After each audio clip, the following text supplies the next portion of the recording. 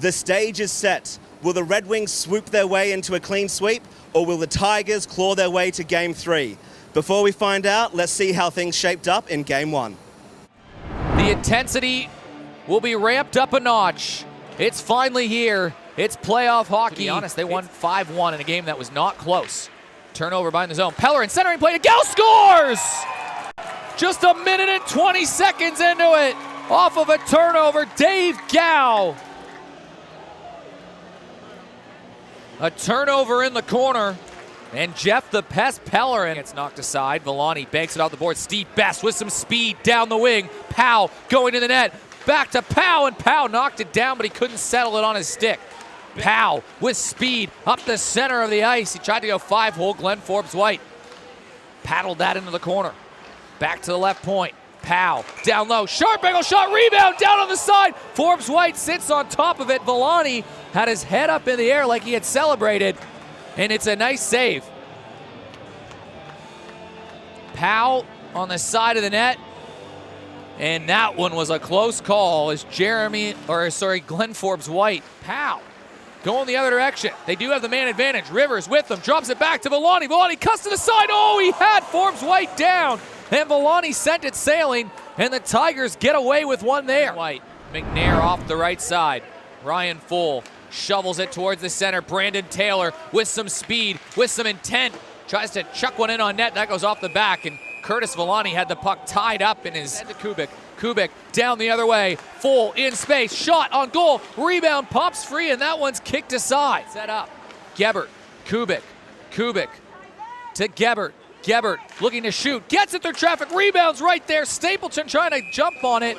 Sammy, we might get back to you in a second. We're just getting your mic worked out. We're going to ask you your second in a second once again. And a shot off the whistle, and it's a goal from an unlikely place.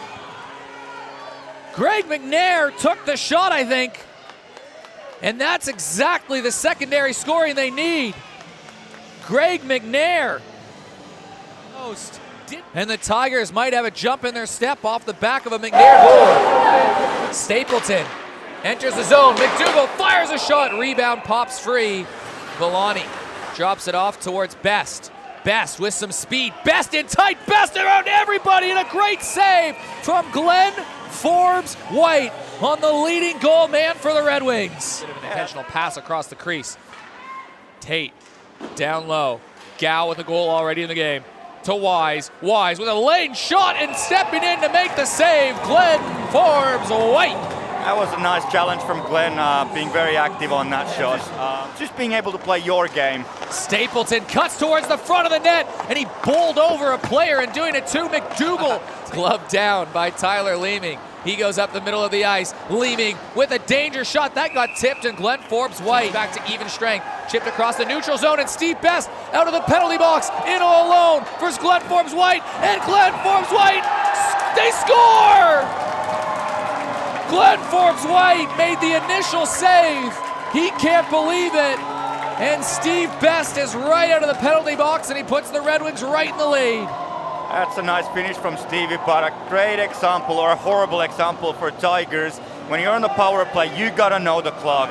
So out of the penalty box, Steve Best makes it a 2-1 game. McNair, long shot from the point, rebound, scrambling in front of it. Playoff Greg making his presence felt once again. Up to Ryan Full. Can they set something up with just 50 seconds to go on the Agile Group power play? Full to the net. Big save again from Curtis Villani. Yeah, like 10, 11 goals a season. It's good to see, and they need to use that. Glenn Full over towards McDougall. Fires a shot. Villani got down. He made the save. Joey McDougall thought he had one, but Villani again stepped up a little bit too deep. You want to kind of engage on that battle closer to the blue line instead of letting players walk in like that. Just to give that little bit more extra offensive pressure. Kubik behind the net, looking for someone. He had Full creeping into the slot. It goes back to the point. McNair, a long shot through traffic. He's got their only goal. Lots of time to try to tie this game and maybe get it to overtime or even score a couple and win it in regulation. But Tyler Leeming, the danger man, with the puck, gets it to Gow in front, scores! Leeming to Gow. They may have been apart for the last 8 games, but they didn't lose it. Dave Gow with his second of the game, and it's a 2-goal mark for the Red Wings. Corner there from Leeming, his head up, he saw Gow coming in, great move. I think Ryan Fall was just a little bit slow to get back on his man. There was no one in front of the net, so, you know. Backs it up to the point. Tate didn't get all of it, but Steve Best has it go for him. Shot in front. Big save Forbes White. Rebound down low. It was an acrobatic play from Villani, but he couldn't get a stick on it. Back to the point for Boyle. Over to Kubik. Kubik. Tigers need a goal. Bad. Rebound. Puck was there. Tigers couldn't settle it down. And the Red Wings pick it up, and they get hauled down. And the Red Wings are going to go to the power play keep away if they want. But Glenn Full creates a turnover. Gets it to Ryan Full, but they couldn't connect and finish it off. Neutral zone. Long pass ahead. Just control the puck. Steve Best off the boards. In the slot. Leeming ices the game. Tyler Leeming with a goal and an assist. And Andrew Stapleton getting a late penalty for unsportsmanlike after slashing the puck out of the net. But the Red Wings up 4-1. They're going to win game one. Yeah, look, very, very good work from Steve, who had just caused a huge turnover there. And I think Foal got caught, both Foals got caught trying to do a little bit too much and feeding it back to each other. So.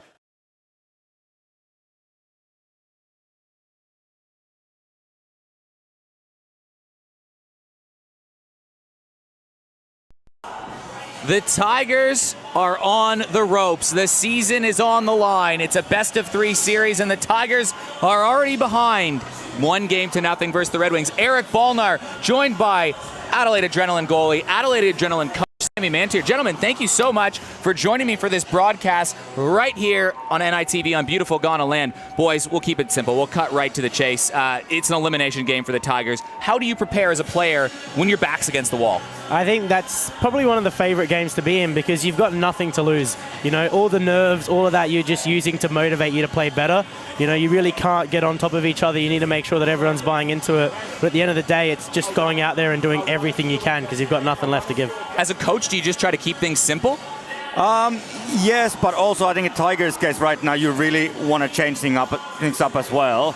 So, yeah, keep it simple, keep it positive. I think that's the biggest thing. Keep it positive and keep the team united. Look, you got to keep things positive, but to be honest, game one wasn't too positive an experience for the Tigers. We've got their goals breaking down right here. Walk us through what went wrong. This is goal number 1 that the Tigers allowed. This is a minute into the game, and the Tigers are already letting the Red Wings go loose in their zone. You know, that's a turnover from, I think it was Gebert below the slot, and then Dave Gow's right by himself in front of the net. That can't happen. Goal number 2 right at the end of a power play. Yeah, again, you know, no communication. No one knew that Steve Best was coming out of the box.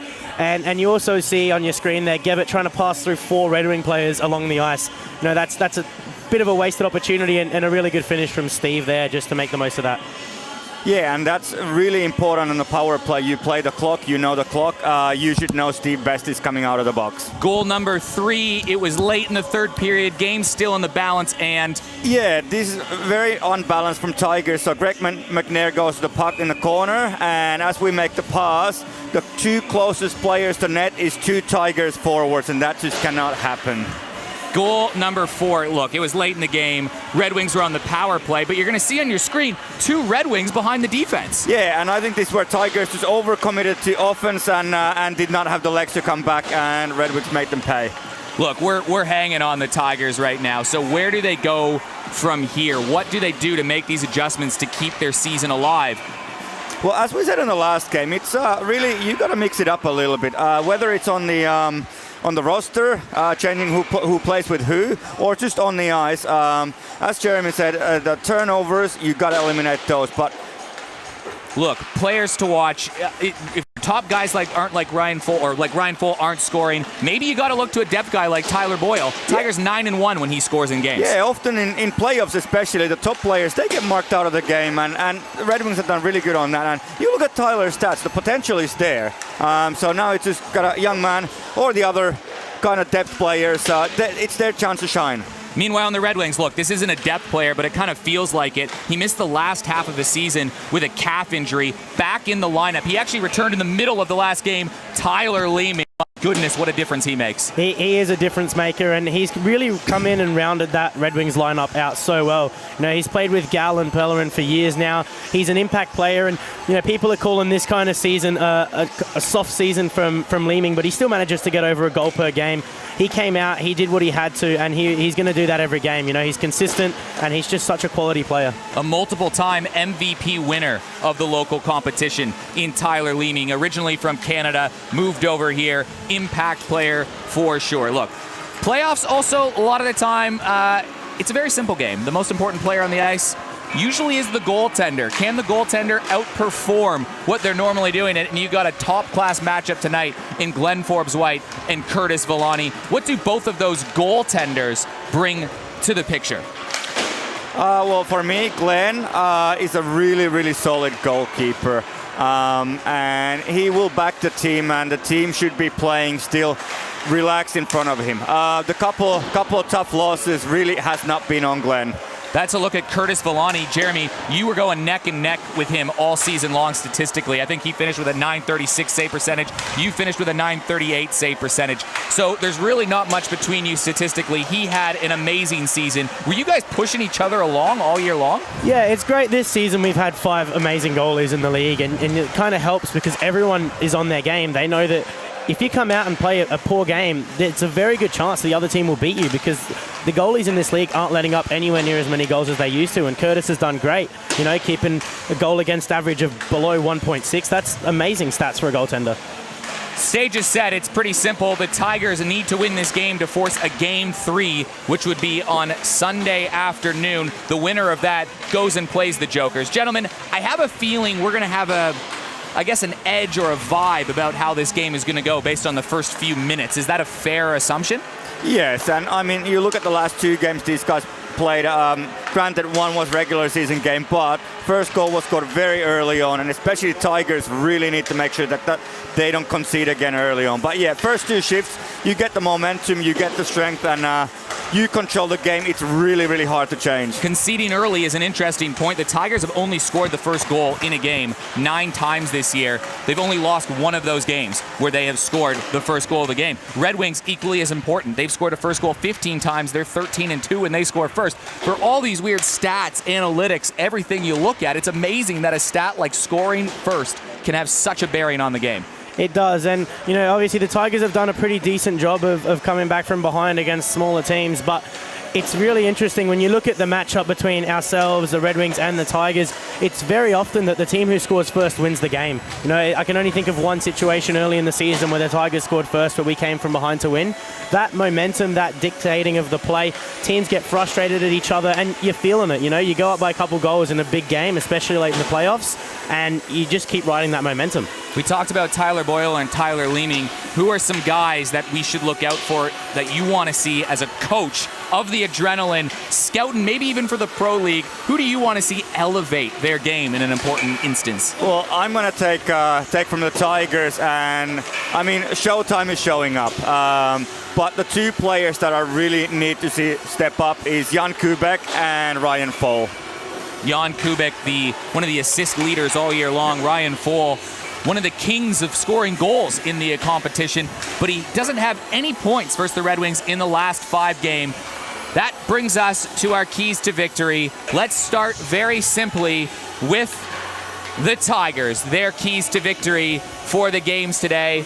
The keys to victory for you guys said to me before the game, you got to mix it up and you got to find your role. What does that mean? Yeah, so again in Tigers, mix it up, whether you mix up the roster, you might have to change up the lines because it's not working right now, or you mix up the way you play. So maybe take the puck a little bit deeper instead of going for shots right away.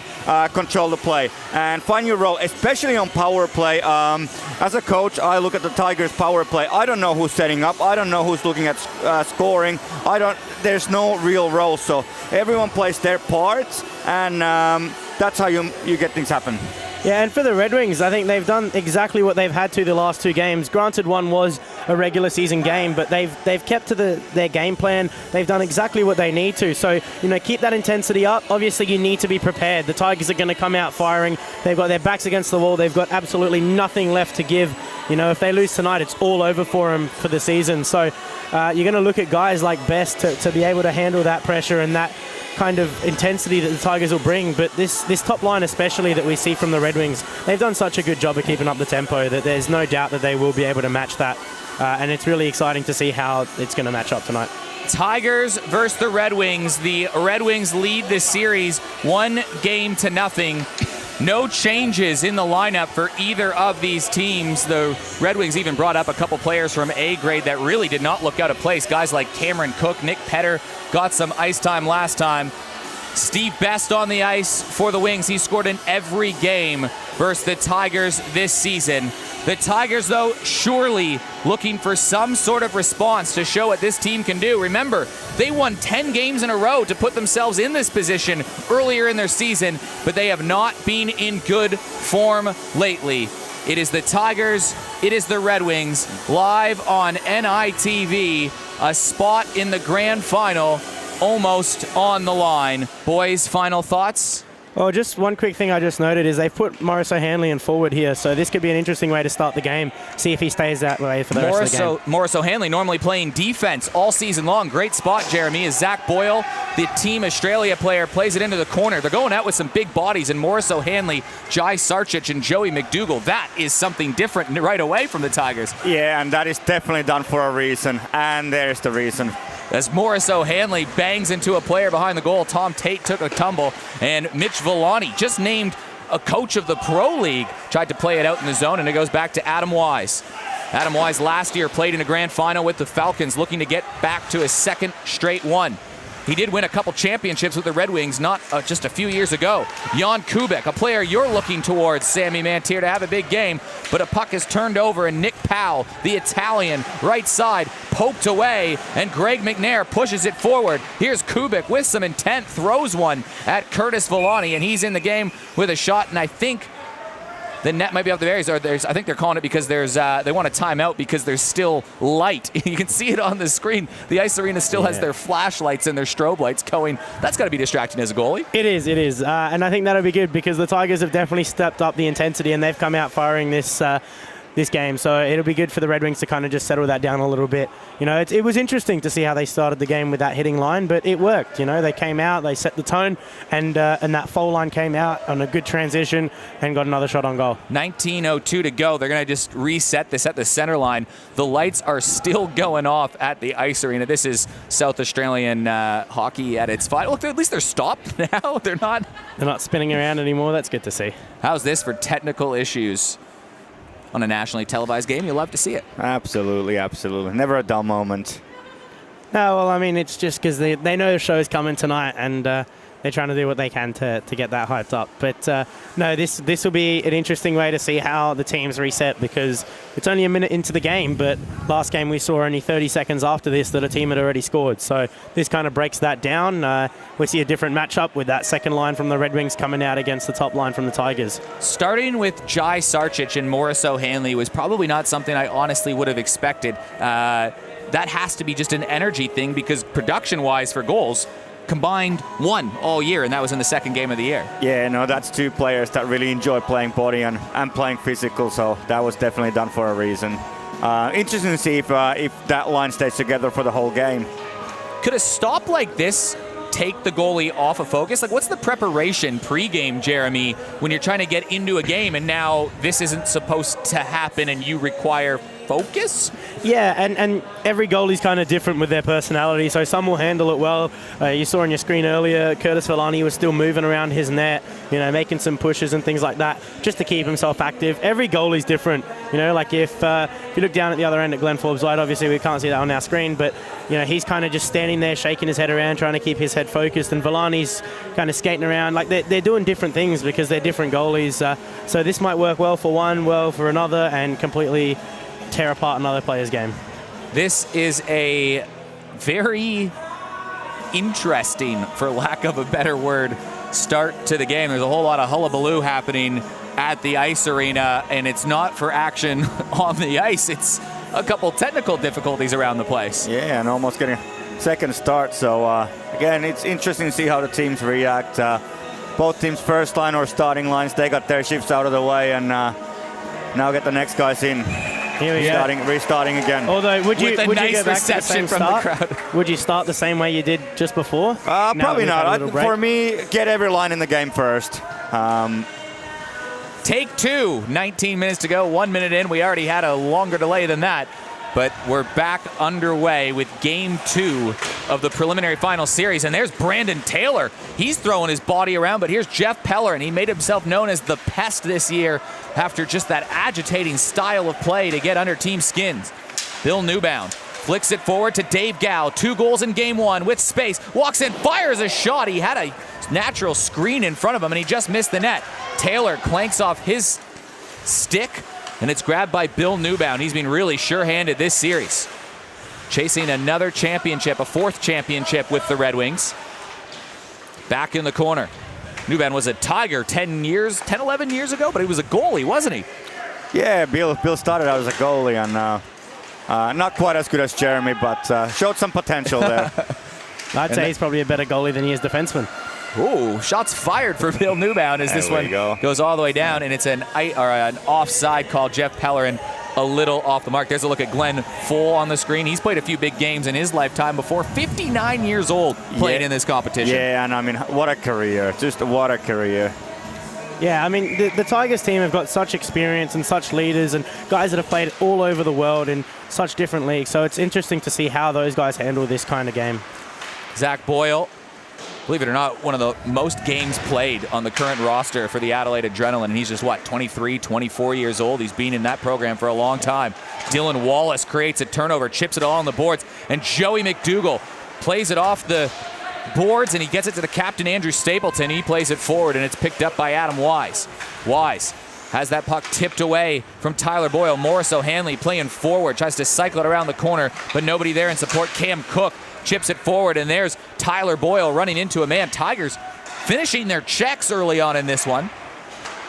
A lot more of an easy start. McDougall up the middle. Stapleton knocks it down. Tom Tate fumbles the puck. It goes right back to Tyler Boyle. Cross the face of the crease off the side of the net, and Joey McDougall looks like he's playing with all sorts of intent. In towards the slot. It was a dangerous area. It goes off Andrew Stapleton's stick. Zac Boyle pinches in, keeps it alive, fires a shot. That goes up high. Teams can complete their change, but a good shift from the Tigers. Yeah, it looked like Morris was playing back in the defense, so I think that was just the first shift, getting a little bit of momentum, a little bit of body there. Yeah, we're seeing a lot of the Tigers deep pinch, and I think that's where they've kind of hurt themselves in the past. So it'll be really interesting to see whether the forwards are a little bit more aware and cover that. Already a couple of plays where we've seen a forward have to cover the D that they're pinching. Kubik wins the draw. McNair in the slot, tipped down by Ryan Full, trying to break a goal-scoring slump. But when he gets hot, he gets hot. Full along the near boards, flicks it in behind the goal. Jai Sarchich getting a bit more of a skate in the early stages of this one compared to what he got in game 1, and it goes back to Greg McNair, the former Sydney Ice Dog. Right side, Mitch Villani, Team Australia player back in the, 2009, 2010. He's in behind the net. That's tipped away from Steve Best, and it goes right back to Jai Sarchich, and it's played around, and Ryan Full will scoop this up and play it in behind the goal. Bill Newbound picks up the puck. He's off the left side, and Newbound will try to skate this out. Newbound to Villani. Villani to Newbound once again. He's got Ryan Full all over him. Newbound. Villani up the ice again on the left side, and he's got some speed. He plays hard, this guy. Cuts to the middle of the net. He creates some space that goes off a Tiger skate and all the way back to the blue line for Adam Wise to gather. Ryan Full almost intercepts. Tate fumbles the puck once again. It's a bit uneasy. Here's Joey McDougall rampaging right towards him. Almost creates the turnover, and the Red Wings give it away at the center of the ice.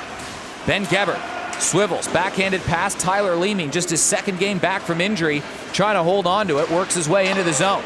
Tigers collide around the puck and send it down the length of the ice. That one is going to go for icing, and I think we're going to have an interference call as well. We got a penalty? Yeah, it looks like Adam Wise got an interference on that one there. Probably a little bit unnecessary after the puck was shot. But here we see what is it, the 0-17 Tigers power play get to work and see if they've done anything different, which it doesn't look like they've changed any personnel yet. Yeah, great point, Jeremy. After that COVID break, they came out 5 for their first 10, but since then they haven't scored in their last 17 power play opportunities.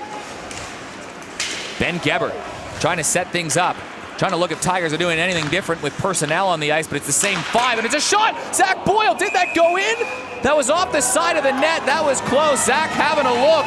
I can't wait to look at this at replay. Yeah, it looks like it went off the post and off the back of Curtis, and he just trapped that up. We're seeing, obviously, Zac is kind of the focus point of this power play. He gets a lot of shots off, but he always goes short side, which you tend to see, and that's just kind of eliminates a lot of the rebounds that you'd want to see from the power play. Off the side of the net, back to the point. Jan Kubik, though, taking point charge, and Ben Gebert standing in front of the net, so that's something different from the Tigers. Zac Boyle can't settle down the puck. He's now down in the neutral zone, and he's got to cycle this back and get it set up with Jan Kubik. Kubik will just reset. Do you like having Jan Kubik at the point? I probably wouldn't have him as a point. I'd definitely have him as a playmaker, but I think his instincts are as a forward are from a little bit deeper. But I mean, he's a great playmaker, so I'm sure he can get the job done there as well. And to be honest, Tigers, you look at the players they've got, they don't have a whole heap of just pure playmakers in the roster, and that's just a waste of everything. What, that shot from Ryan Ford? That shot, wrist shot from the blue, top of the circles, and especially a high shot, there's no chance for a rebound. Well, if it wasn't run time, I'd say, you know, like get the face off, settle it down, but on run time, that's a waste of a power play shot. And interesting that you ask about Kubik on the point, because you obviously saw what happened when Jake Riley got the wheels going. If he has the support from another defenseman, I don't mind it, but when he's left by himself, you know, you're putting guys out of position when you've got 2D on your power play already. Hey, well, that's all about the balance. Even on a power play, you got to be aware of what can happen. The question was the Tiger power play going to come out and perform a little bit better than they have lately? The answer in the early stages is no, but Joey McDougall rebound in front, Tigers! That's how they might get one. Gebert banged away at it, and that one went wide. McDougall back to the point. Boyle through traffic, tipped and out of play once again. A rebound was there.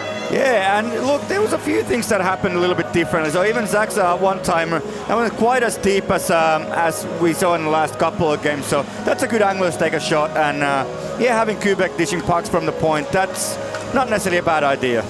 No, I mean, the Tigers have come out to play. You know, they look like the better team so far in this game, so it'll be interesting to see if the Red Wings match that intensity. Stapleton on the draw, gets it out to the left point for young Morris O'Hanley. Back down low to Stapleton. O'Hanley through traffic. That one kicked aside from Curtis Villani, and Max Rivers plays the puck, but Tyler Boyle is a wrecking ball out there. He's banging into everybody after the play. Full gives this away, and Rivers can't hold on to it, and now Tyler Boyle going to work once again. Gives Adam Wise a little shot after the play as well. Goes back in the corner. Tigers have to reset. That was the question you asked at the beginning. You knew the Tigers would come out with intensity. They're playing like their lives depend on it. Can the Red Wings match? Yeah, Tigers definitely, they brought the body, and would you say Red Wings are struggling with it a little bit? Tipped ahead from Tyler Boyle, and Tom Tate tries to play the puck before Tyler Boyle comes in on him. Ryan Full grabs the puck in front of his own net and gives it back to Greg McNair. He leads it across to Stapleton. Stapleton tried to flick it forward, but it was intercepted by Adam Wise. Tyler Boyle back in his own end. Tyler Leeming creates a turnover, and he'll go to work in the corner. Leeming gets knocked off the puck from Greg McNair. He plays it around the boards, but nobody was home to support. And another penalty is coming up, and Chris Campbell's going to touch this up. So the Red Tigers already had an agile group power play earlier in the period. Now they're going to get their second opportunity, trying to break an 0-for-18 skid. Yeah, and good thing for Tigers is these five guys got a little bit of a breather in between the two power plays, so they're at least somewhat fresh.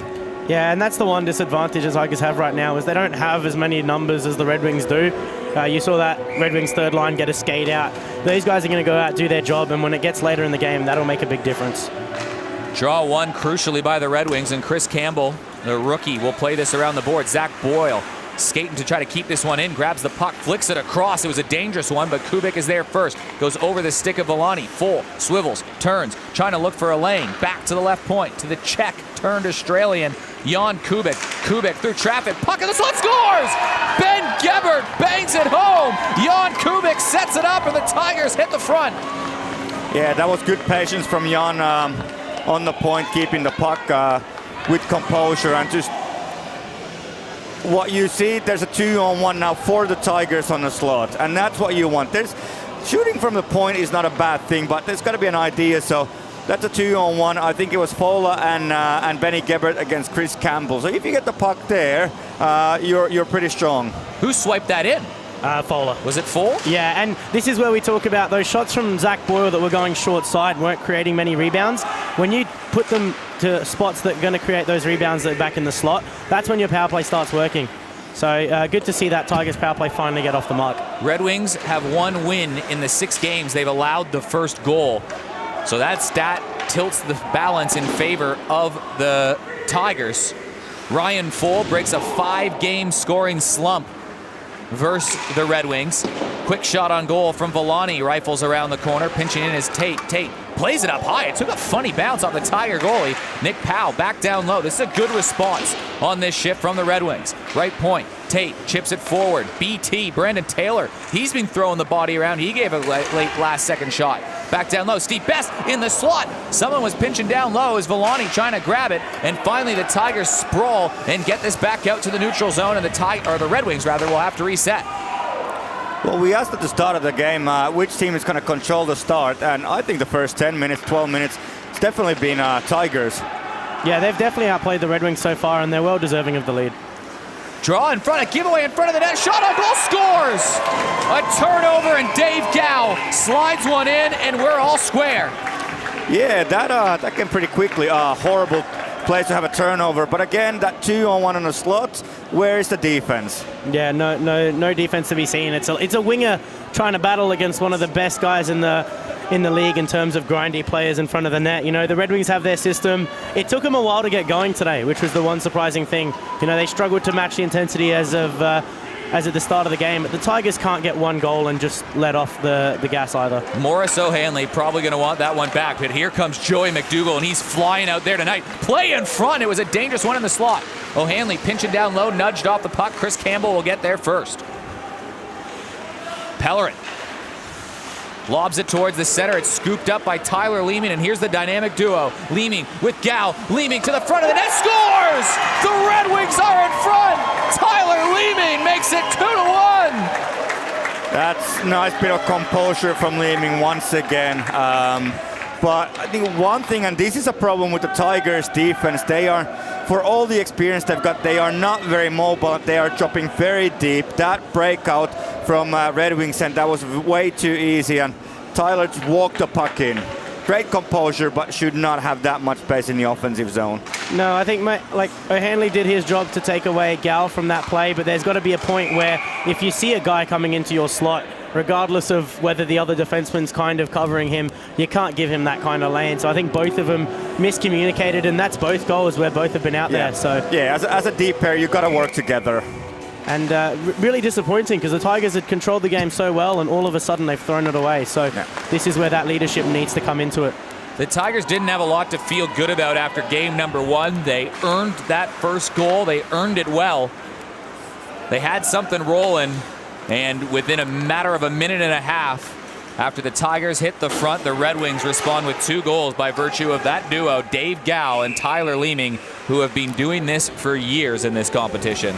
And just an impact player too, Leeming. You know, he's involved in both goals, and he comes out and he does his job. And the good thing about him is he's a very humble player in terms of that. He won't be flashy, he won't show off, he won't do anything more than he has to, and it works for him. So it's really good when guys like that get goals because they're so deserving of it. Ben Gebert has to hustle back and grab this with Max Rivers bearing down on him. Tigers came out just like their moniker would suggest, just like Tigers, but last couple minutes been playing like Chihuahuas.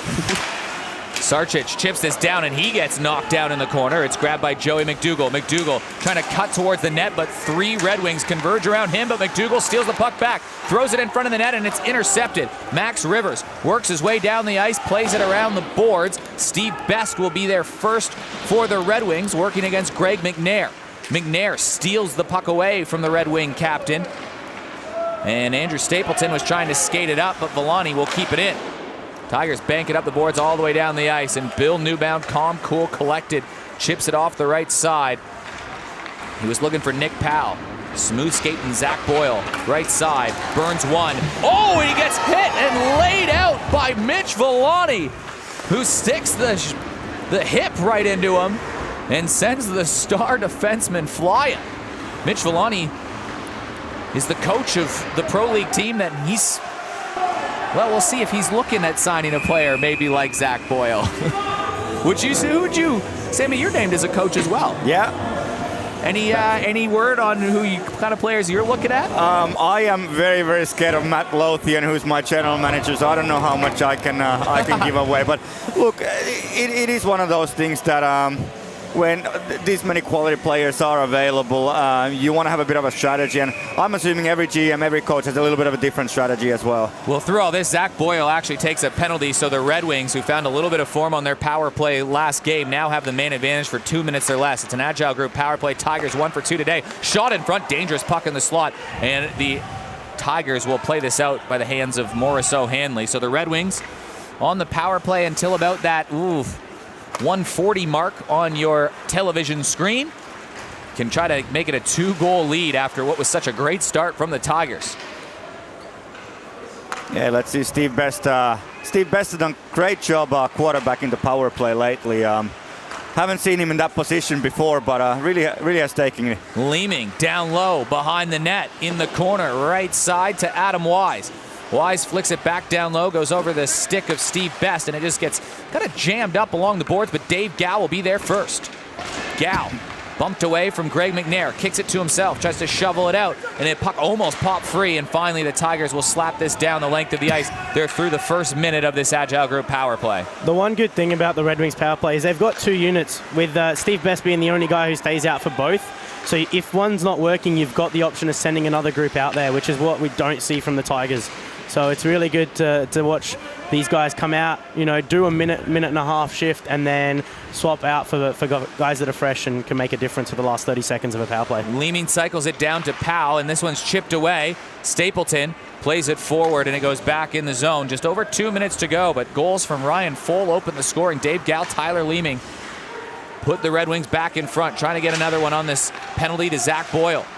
Chip back behind the goal. Nick Powell. Powell trying to find someone in front of the net. Oh, the Red Wings thought they had one, but I think Glenn Forbes-White got a piece of it.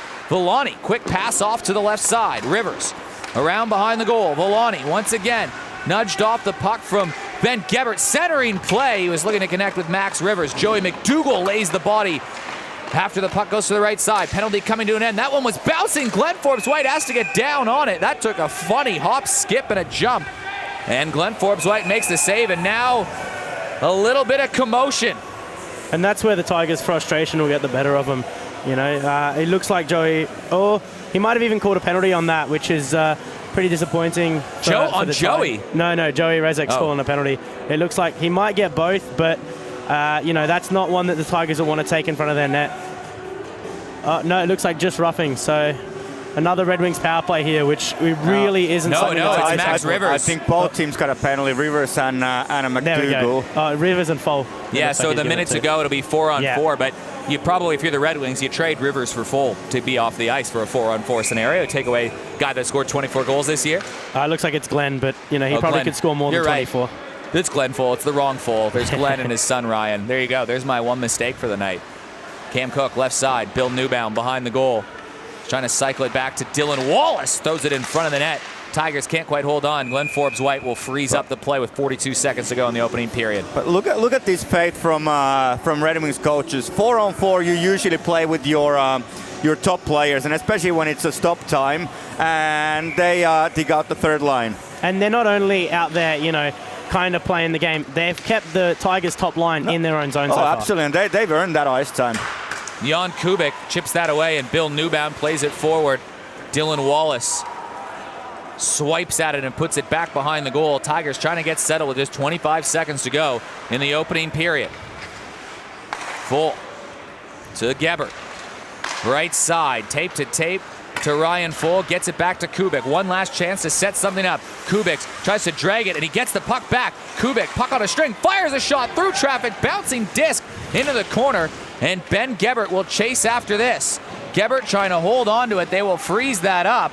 And the Red Wings, despite a slow start, are going to have a 2-1 lead going into the first break. It's been some good hockey from the Tigers, but they've had that mental lapse that cost them greatly because the Red Wings came out and it's almost like the game changed completely after that first goal went in. You know, the Red Wings came out, they changed the way they were playing, the Tigers kind of took a step back, and all of a sudden, we've got a completely different game. Yeah, that's definitely game of kind of two halves. First 12 minutes or so, Tigers really in control, even intimidating Red Wings a little bit. Red Wings got a couple of goals and all new game. It's a 2-1 lead. You're watching Premier League playoffs on NITV.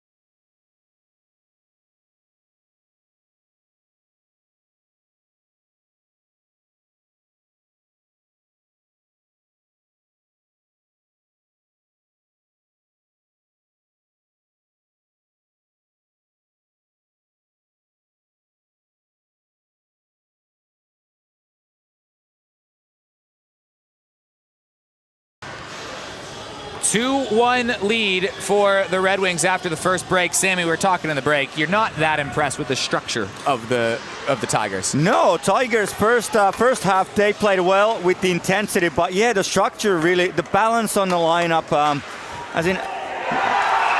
Oh. Wow! That might be the break that the Tigers need. Villani can't believe it. Sometimes you just gotta have something go your way, and Zac Boyle has just scored from the red line. There we go. Did that take a deflection? I don't know, but good Jeremy goalie perspective. Tell me what the heck happened. Those are incredibly hard to see sometimes, and no one does it enough, you know, because you think you look so stupid trying those. They're so effective. You know, the puck's a little bit wonky in the air, and all it takes is you miss seeing it just slightly, and you've let in a goal that makes you look so silly. So I'm going to guess that Villani didn't have any idea that was going to be coming towards him, maybe? Oh, I think, yeah, a little bit late on that. And, yeah, it was a bit of a knuckle puck, wasn't it? Wasn't coming right straight.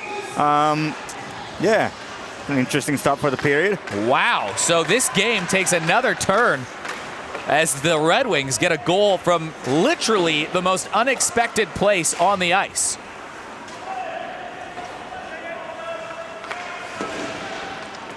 Left side. Leeming will try to outlet. It's 4-on-4. Well, that's come to an end. Both the penalties have expired. Boyle trying to grab it at the center line, plays it forward to Tyler Boyle. His brother, Zac Boyle, gets walked by Tyler Leeming. Leeming cuts in, and Greg McNair steps right into him.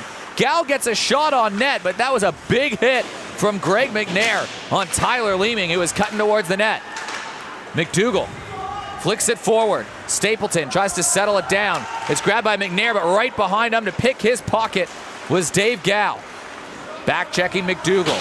Banks it off the boards. He's looking for Stapleton, and he'll grab it. Stapleton, right side. Tyler Boyle off his stick, goes in the corner. Tigers will get a change.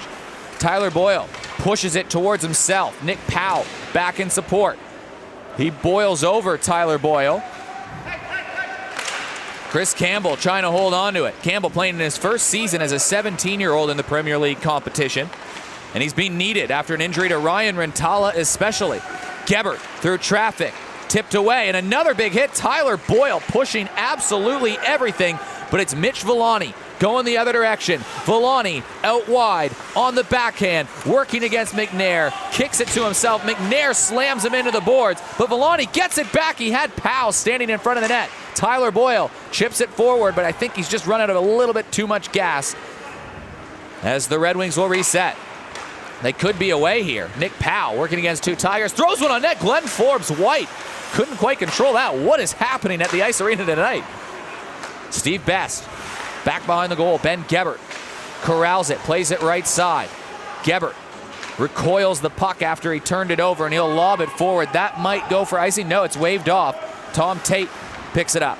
Tate made a return to the Red Wings side. He wasn't part of that team last year, but he is a multiple-time champion. Just like this man, Mitch Villani. Villani working against an old foe, Ben Gebert. Gets it back to the point. Wise through traffic, kicked aside from Glenn Forbes-White back in the corner. Steve Best trying to hold on to it. Right side, Wise, Tate through traffic, tipped, bouncing puck. Caroms off the boards and right back to the stick of Mitch Villani. There's a good flow and pace to this one now as Showtime Joey McDougall lobs it forward. He was looking for Brandon Taylor. It goes through everybody, and both teams will get a chance to reset. This feels like playoff hockey, gentlemen. Yeah, definitely good flow, but yeah, not a whole lot of structure right now. Tate back to Wise. Maybe this will allow them to reset and get something going. Plays it up the right side. Wallace couldn't hold on to it. That was knocked down for icing. You can't send it all the way down the ice, so the puck will be dropped in Here we front get of a the look goal. at Zac Boyle's goal, which, you know, obviously just the awareness and knowing that a goalie's not going to expect that makes it such a good shot. The one thing I'm looking for now is the Tigers can't get greedy with that. Here you'll see it. I mean, it's a very wonky one. Villani played it completely different to how he saw it coming. But no, the Tigers really can't be trying that too much more now, because with a goalie like Villani, you know he's going to start expecting that, and he's going to be rattled. So you've got to get good shots on him now to get the goals in, and not waste your opportunity shooting from the blue line or anything like that if they're not going to be good quality shots. That was one of the strangest goals that you'll see in the Premier League season, and playoffs have a funny time for funny moments, and that's what we've got today. Tigers trying to force a game 3. If they can do that, it will be on Sunday evening at the Ice Arena. Jai Sarcic fans on the shot. Cook, nice play. Awareness from the A-grader. Now, let's call him what he is. He's a Premier League player. As the Tigers play that behind the goal, and Bill Newbound will collect. Centering play, it was to a dangerous area. Ryan Foll was looking for it, and Pellerin just outskated that one. Tigers really only play with 2 forward lines, 3 on each line, 6 forwards. The Red Wings do have 9 that they can roll out. That will probably make a difference a bit later in the game. Although the Tigers' season could be ending tonight, so they just got to throw it all out there. Kubik, right side, the goal scorer, Boyle, a nifty little stop, pop, and a good shot on net that had eyes. It just had eyes in the wrong direction. Yeah, and that's a good shot from Boyle to take in the high slot, especially with a shot like that. You know, that's the ones that you want to be testing Villani with now. You let in a goal like that, and you don't stop thinking about it as much as you should, as much as you'd want your goalie to not worry about those goals. It's going to be fresh in his mind, and that's going to stop him focusing on the game, but it's going to keep him aware from the wonky angle shots. So, you know, you really can't be testing him from too far of an angle at this point. Tigers with the puck in their own end. They play it in behind the goal. Taylor trying to chip this in.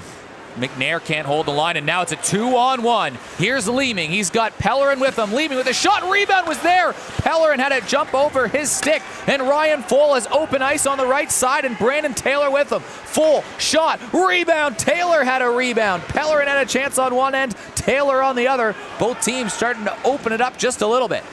Chris Campbell ties up Ryan Foll, and it allows Dave Gall, the American. He's also one of the top referees in the country, and that puck cleared out of play. They're saying it was tipped, so it's not going to be a delay of game? No, it will be a delay. It will, of game. yeah, that's what I thought. I think Tate's just arguing because referee got kind of in his way and tripped him up a little bit. But yeah, no, you can't. You'd like to see him use the boards. That's what guys get taught at a young age, but that was very high. So a bit wasteful, but what can you do? Yeah, when you're in your own end, you cannot play the puck above the boards unobstructed, and that was about as clear as it gets. That reminds me of a famous adrenaline game from back in the day. Yeah, that's memories. We'll leave that between us, I guess, Sammy. I think that's a correct way of going. Shot back at the point. Boyle through traffic, and a glove save from Curtis Villani, but another opportunity for the Tigers on the power play after they scored the last time. Yeah, no, that was a little bit better. Still, I think the shot selection from Zac wasn't the greatest on that. Either hit a real hard clapper, you had the time, or go for a rebound. And there was no traffic in front either, which you need to be putting in front of the net when you've got the main advantage. They have changed it, so Ben Gebert is playing a different role. Normally a defenseman, he's playing in front. Boyle with the shot, bouncing puck as Boyle sent one through traffic. Boyle and Kubik playing at the point, and here's Jan Kubik now. Normally the center, through traffic again, but it was just a firm pass at the end of the day, and Bill Newbound, rather, will skate this up the ice. He gets bumped by a referee and Zac Boyle, and finally it goes in behind the Tiger goal. Minute to go on the Agile Group power play. Man advantage due to the penalty, so it's 5 on the ice for the Tigers, 4 on the ice for the Red Wings. The Tigers score, the penalty ends. If the Red Wings can kill it off, well, just all 2 minutes will elapse. Short-handed, it is banked off the boards. Dave Gall tried to get around a man. Jan Kubik plays it forward towards the center of the ice. Ryan Full should be there first. He is there first, and he leads Ben Gebert ahead. Drop back, shot on net, and it's kicked aside from Curtis Villani into the near corner. Time running out, though. Only 30 seconds to go on the power play, and the Tigers have all their big 5, their best players on the ice. Leeming throws one on goal, and he's going to get a rebound to eat up some valuable seconds. Glenn Forbes-White fighting it just a little bit. He hasn't had consistent action all game long. That can be challenging for a goalie, too. Full cuts towards the slot. Full with a shooting lane, tries a pass across. It goes off the back of the leg of a Red Wing. All right. Really good job from young Chris Campbell there with Ryan Full, just staying with him. Not pinching, just staying, being on a good body position. Red Wings will carry it out as the penalty comes to an end. And a shot on goal. Glenn Forbes-White just got a piece of it again, fighting it. Steve Best play towards the slot. Hustling there was Nick Powell. Takes the puck away. Knocked aside by Boyle. Knocked aside by Taylor. Brandon Taylor on the left side. Taylor fires a shot, and he makes the save and draws a penalty. Yeah, it's a Steve Best back check that, honestly, from a guy like Steve, you really don't want to see him trying to get the stick in the hands. I think he's fast enough to catch Taylor, and he should have just trusted his legs.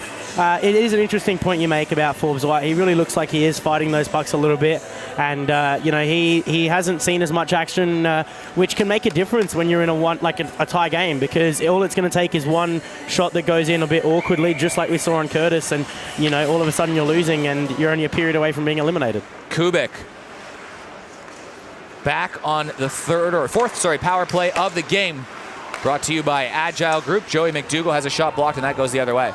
Now at this point, Jeremy, would you look at giving the power play 2 a go as well? Power play 1 just finished that 2-minute power play with the same guys and going again. I look at running out of legs. Absolutely, and if anything, at least swapping a couple guys. They haven't rotated any of their players, and it's all well and good when it's working, but the percentage, you don't even want to calculate it at this point, because this last stretch they've had, what are we hitting, like 20 for 1? It's just not good enough for you to justify keeping the same guys out there every time. And it's not even just counting what's going on now, but Kubik leads a man ahead, and Ben Gebert was denied by Villani. But we got a whole third period, and all these minutes are going to add up 10 as well. Boyle, clapper from the point through traffic. Ben Gebert was standing in front of the net, trying to cause all sorts of problems, but that's a pretty challenging save from old Curtis Villani. It is, and he's dialed in. Those goals, they might get to you a little bit, but it'll make him focus. He's a competitor, and he's one of the best competitors we've got in the league. He loves to win. Yeah, 3 new Tigers on the ice. Yeah, I think Kubik actually asked to get changed. So it is Joey McDougall and Ryan Full that stay on. Glenn Full back at the point. He's with Tyler Boyle, and standing in front of the net is Andrew Stapleton. Maybe they're just listening to us and waiting for some coaching advice. McDougall back behind the net. Tries to play it off to Ryan Full, and finally the Red Wings gain possession, and they'll play this forward. And with only 15 seconds to go in the man advantage, it looks like it will be another power play the Tigers don't score on. 1 for 4 in the game, 1 for their last 21 overall. Glenn Full walks in out wide, leads a man ahead. He was looking, I think, for Joey McDougall, but a slight miscommunication. And finally, the Red Wings play it out, and the teams are back to full strength, 5-on-5. Ryan Fohl had to get rid of that in a hurry. Stapleton around the back of the net. Tigers will complete the change. Brandon Taylor goes in on the forecheck. Bill Newbound, backhanded play at the boards, and now in behind the defense. Jeff the Pest walks in. Pellerin nudged it aside by Stapleton, throws it in front of the net. And here's Andrew Stapleton. Banks it off the boards to, well, a Red Wing. Chris Campbell, who promptly gives it back to a Tiger. Bouncing puck, Dave Gow settles it down. Gow already scored today, working against Greg McNair, and McNair completely tied him out, but McNair strong on the puck. Pellerin, left side, Newbound behind the goal. Tyler Leeming, he scored already today. He scored twice in his 2 games since returning from that calf injury that kept him out of the lineup since July. Boyle, down the right side, shot on net. Taylor on the rebound, scoops it up, corrals it behind the net. Tyler Boyle, shot side of the net. It goes between Zac Boyle's legs and all the way back to Jan Kubik in his own end. Greg McNair trying to lead Tyler Boyle ahead, or Zac Boyle ahead. Boyle, normally a defenseman, he's getting a shift. Well, he's just pinched up into the forward position, and he'll go and reset that. But you mentioned that last broadcast. Do you even consider putting someone like Zac Boyle up front to try to mix things up for the Tigers? Well, absolutely, because I think they just need that one more quality, real quality player up front. So you can either create one big line or 2 kind of strong line that you would expect to create offense. Rivers, right side, chasing after this one is Dave Gow. Centering play alone in front. Steve Best gets the goalie down, but it was played fine by the Tigers. A turnover almost costly. Glenn Forbes-White has to go all the way back behind his net and regather, but Joey McDougall on the other end tries to drop it back. He gets barreled down. He's looking for the call. He's not going to get it as Villani will play it off to the left side, off to the races. Pow, Villani turns, tried to find Steve Best, who is coming in, but good back check from Joey McDougall creates a turnover for Jan Kubik to skip around one, clap one from the center line, and the Tigers will go for a change. Adam Wise sends this clear. Couple sloppy moments for both teams, creating odd man opportunities going either way. Puck frozen along the far side of the ice. Ryan Fohl working against this. We'll see if the refs blow it dead. How many players does it take to move one puck on the side of an ice? And finally it's out. Yay!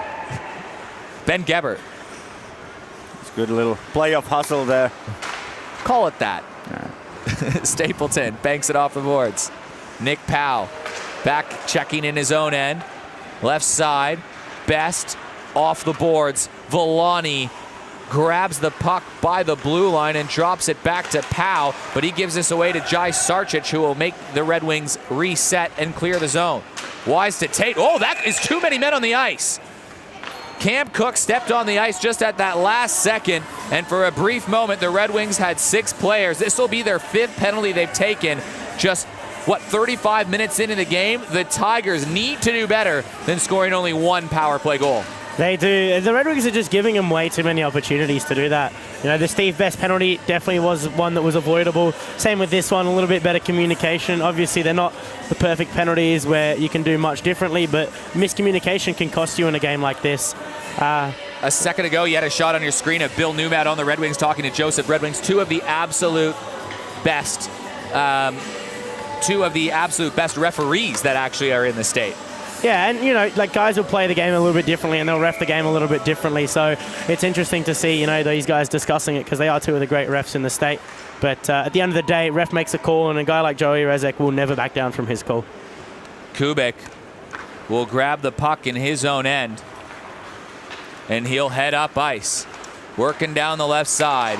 Kubik out wide, throws it in behind the goal. Chasing after this is Tyler Boyle. Battling away down low. Finally, the Red Wings will play it up. That's knocked down and in space. Dave Gow, left side with Leeming with him. Gow fires a shot. Leeming on the rebound. Wide open net. And he couldn't bury it. I think showtime to save the goal there. More open than a Republican state during a global pandemic, and he still couldn't put it in the back of the net. But I think Joey McDougall, you're right. Yeah, just enough interference that Tyler didn't get a clear shot on goal. But again, you know, your 2 guys that are doing the defensive work are Kubik and McDougall, which, to be fair, you know, very experienced players, very smart players, but you've got 2 defense on that power play that aren't getting back to help out the D. Yeah, needless to say, that was all short-handed, so just 1 minute to go on another power play that's not looking great for the Tigers. They had 4 opportunities in game 1. This is their 5th in game 2. Games are won and lost on special teams, and the Tigers right now, it's not going in the positive way for them. No, Boyle almost gives us away. And these guys are looking tired right now. Well, lucky for them, they do have in 2 minutes and 30 seconds, they have the long ice cut, so it will be a 15-minute break. In that break, we're actually determining the draft order for the NHSL, that Super League that you were announced as a coach of today. Yeah. Sammy, congratulations on being named a coach. Yeah, look, I tried to make it as a player, but I just couldn't cut it, so I had to coach instead. Didn't Sammy? make any of the rankings for the top I 10s. didn't know, and I spoke to the GMs, and there was no opening spot even in the draft for me, so... Sammy Mantier named a coach. Mitch Villani, he's playing in this game, named a coach. yeah, Bill Newbound's the general manager. He's on this team. And Eric Lean, that's another big in. Those are 3 really good names to have coaching the Pro League. As a player, Jeremy, you must be excited about that. Oh, yeah, 3 great guys that bring completely different dynamics, you know. Obviously, I've had the pleasure of working with Sammy before and not Lena or Villani, but, you know, it's just different dynamics, different coaching styles, so anything and everything's exciting. Players are now allowed to talk to the coaches and GMs to sign. Teams can name 2 marquee players. Jeremy, have you been approached by any of the teams, or what's that looking like? See, I'm not about to drop Easter eggs or anything like that. I think we've dropped enough things on the stream already, per se, so I'm not sure what you're talking about. Jeremy, I'm going to make this really awkward for you. Who would you rather play for? Look... or is it in negotiations right now? No, I'd be honoured to play for any team. I think they all have some really exciting things. Obviously, there's some teams that still a little bit higher than others, but that's for me to keep. And the we'll real see how question we go. is, do you take a goalie as a marquee player? Look, again, there's different strategies, and in some ways you can. According to No Longer Stars, they're not quite as high on goalies as others maybe. But So look, No Longer's not taking a goalie. or maybe that's a bluff. I don't know. We got a great GM on Matt Lothy, and he knows what he's doing. Check out all the information at nhsl.com.au, a brand new pro league, the first of its kind in Australia, starting in Adelaide in November. Over 100 players have registered for it. It'll be fun. But right now, Stapleton, one of those registered players, powers to the net, drops it off to Zac Boyle, surely a marquee contending player. Tries to fire a shot on traffic. He scored that funky one to start the period. Stapleton cycling it back down low. Brandon Taylor trying to play this off. Bit of a different line right now coming off the back of that power play, and Taylor, Boyle, and Stapleton. Second unit getting a real good look. Boyle tries to keep it in, it's knocked down, and now skating down and all the way out of his net to play it. Glove down by Pellerin, what a play! Morris O'Hanley might have just saved a goal. Loose puck in front once again. What is happening? Unbelievable. So close, and that puck just whizzed by Andrew Stapleton's face with 0.4 seconds. Jeff Pellerin looking back up at the commentary booth like, what just happened? But it was Morris O'Hanley that makes the great play. Yeah, Morris saved the goal there. Credit to him for that. But again, there's 15 seconds left in the period, and we got defense pinching up. That cannot happen. Wow. That will bring it to an end. A frantic finish, and it's probably suiting considering the way that period started with a shot from half that Zac Boyle leveled the game at. Yeah, this is the playoff hockey at its finest. Never know what you can get. Forbes White tries to clear. Pellerin with O'Hanley and Forbes White there. My goodness, the Tigers dodged a bullet. Well, Glenn looks like a soccer goalie right now, diving around, which is great to see. You know, he's athletic and he can do it in many different ways. Again, Sammy made a good point. 13 seconds left. It's a bit risky. That whole play breaking, defenseman getting caught, puck getting through. But you know, we'll see how we go. It is a 2-2 game. Tigers fighting for their lives. We'll take a break. Make sure you might have to flick the stream over. We're not too sure how this is going to work. You're watching live on NITV, but the NHSL draft coming up after this.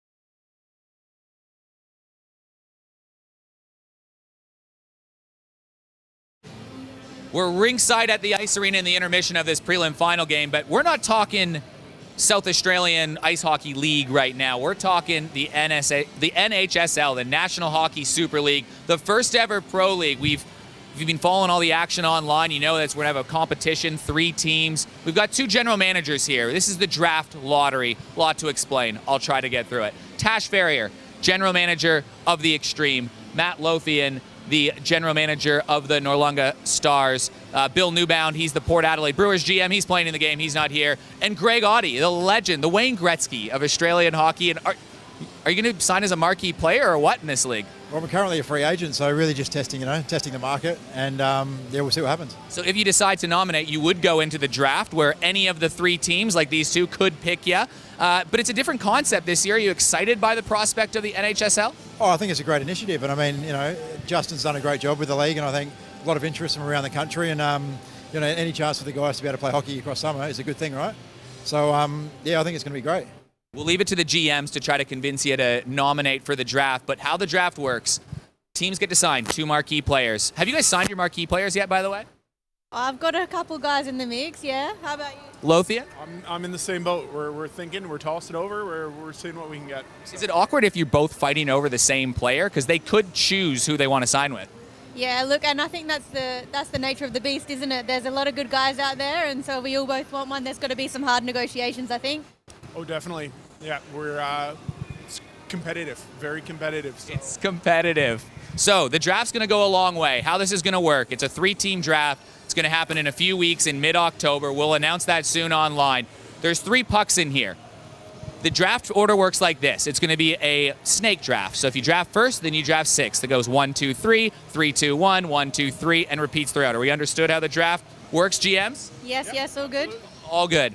Greg Audie is going to mix things up in this Warrior helmet right now. There is a logo on each team. We're going to go in reverse order here. We're going to start with who gets the 3rd overall pick. So Greg Audie, mix it around and show us who's picking 3rd overall in the inaugural NHSL draft.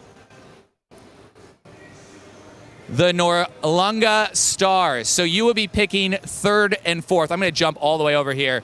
3rd and 4th. Are you happy with that draft selection? Yeah, well, I mean, I was talking to Tash before, and I think no matter where you pick, there's a lot of really good players in the start of the draft. So you're going to get 3 and 4, and I think we're very happy with that. So that's just fine. Theoretically, it means you get 2 of the top 4 players. Well, that's basically what we're looking at. So we're more than happy with that. Yeah, 1, 2, or 3, I think they're all very good, and there's lots of good players available. Tash Ferry, I'm going to scoot back over here. We're going to reveal who gets number 1 overall. Do you want to be number 1 or 2? I'm backing off of what Matt's saying here. I think there's pros and cons for everything, and I think, we have a plan for 1, we have a plan for 2, and we'll make it work. So we're just excited to hear what we got. If you get number 1, it's almost like you get an extra marquee player, though. And that's a really true point. And I think, everyone's probably got their mind on who they would pick first. So, either is exciting. Well, Greg Audie, mix it up. You are now going to announce the 1st overall pick in the draft with this puck. Who is it going to be? Greg Audie. Let's see. The 1st overall pick goes to the Adelaide Extreme. Tash Farrier, you almost get a 3rd player to sign. Congratulations on winning the draft. Thank you. Very happy. Appreciate it. So does this change your thinking or help give you, a pathway forward? I think tonight was really important for the general managers because there's so much deliberation that you have prior to a situation like this where you can plan and strategize, but when you don't know where you sit and where your draft order sits, it's all just kind of, playing the field a little bit. So now that we all have our positions, it's going to be, more strategic planning and that we can actually lock some stuff in. So, yeah, very happy. 2nd overall pick is going to go to the Port Adelaide Brewers. Mix it up, Greg. Just go for it. Greg, quick one for you. There's been a few vintage players, we'll call them, that have nominated or expressed interest in the draft. From that, guys that maybe have stepped away for the last couple years, who would you pick 1st overall or consider to take highly in the draft? Are you talking vintage or are you talking... I'm talking the guys that you might have played with, your Hardings, your Huxes, your those kind of guys. If you're talking vintage, I'm like, if you Google vintage, there'll be a photo of John. And, Graham Charbonneau, Luke Thilthorpe, those kind of guys. And I think it's great because none of them are marquee players. Most of them won't get picked up in probably the first 10 rounds. So it's really an opportunity there for them to, to play hockey. Do you think a guy like Josh Harding can still make a big impact? I think as a vintage player, yeah. I think he could. Probably wouldn't be, drafting him too high, but... maybe 7th, 8th rounder, and But I think the vintage thing's a great concept. Well, Greg, we really appreciate you coming down here and helping determine the draft order. It's all set. Make sure you follow us all along at the NHSL. That's the Facebook page. You can do it. Tash Farrier wins the draft lottery for the Extreme. She's got her head coach, she announced, and Eric Lean today. They got some work to do. We'll leave you with it, and we'll be back with a third period after this.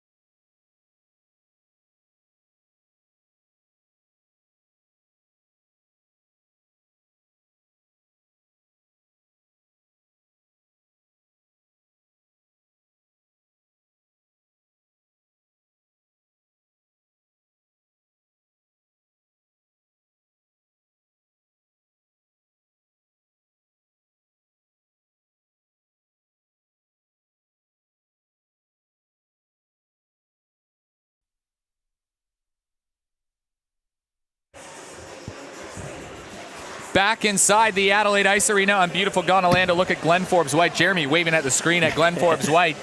Before we get back to this game, boys, that was an interesting intermission show with the draft order. Sammy, you're involved with one of the teams. Your guys are picking number 3. Jeremy, you're talking to all the teams. This might actually maybe influence your decision about where you go if you're talking to people the draft order, or like this was it. What's your take on the draft order? Oh, look, with 3 teams, it doesn't make a whole heap of difference. But I mean, look, there's always preferences, and I mean, the big thing is not just the order, but you got your plans, but you don't know what the other guys are planning. See, I'm really looking forward to seeing players play different against each other, and all due respect to them, I want to see guys like Jake Riley and Nat Benson separated. So I'm hoping that you can't sign 2 players from the club. If Tash has signed Jake Riley, I know she's a joker. There's every possibility of that. Does that mean that maybe Nat Benson could go 1 overall, or Jake Riley could go 1 overall, and they're playing? We'll leave that discussion for another day, but my head's spinning about this, and I'm excited. Yeah, and I think it's really exciting. I mean, I've played my fair share of franchise mode on NHL, so I've got all the things going in my head. Well, back to this game. It's a 2-2 game. 20 minutes for the Tigers to keep their season alive and force Game 3 of the preliminary final series. It's the Red Wings and the Tigers. Zac Boyle scored the only goal of the second period to tie it up. It's been a very strange game, a lot of strange moments and goals scored in peculiar ways, but you wouldn't have it any other way.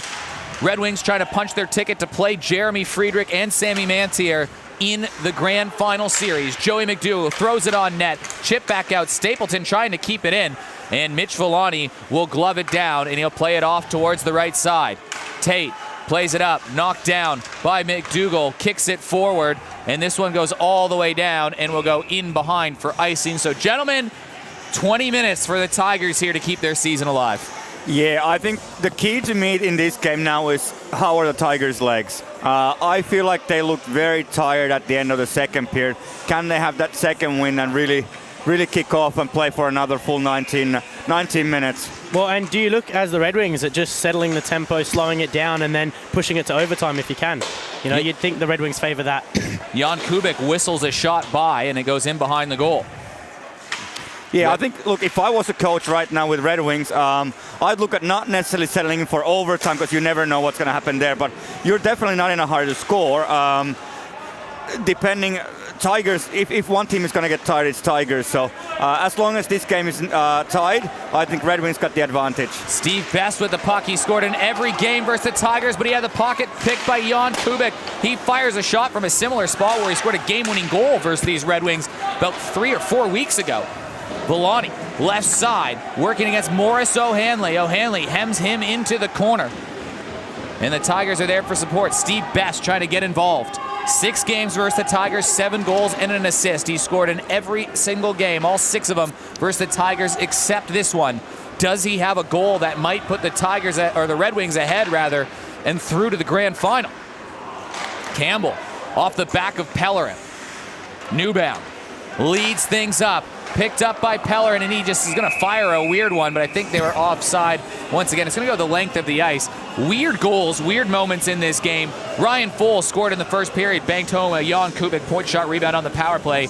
Dave Gow with a good individual effort scored goal number 2. Tyler Leeming off a Morris O'Hanley turnover for goal number 2 for the Red Wings to make it 2-1. And then Tyler Boyle, 20 seconds into the second period, fired a shot from the red line that found its way past Villani. It's 2-2. Tigers are 1 for 5 on the power play. Red Wings are 0 for 1. You're all caught up to speed. Tigers trying to stave off elimination, and a big hit at the center line. Stapleton goes down hard.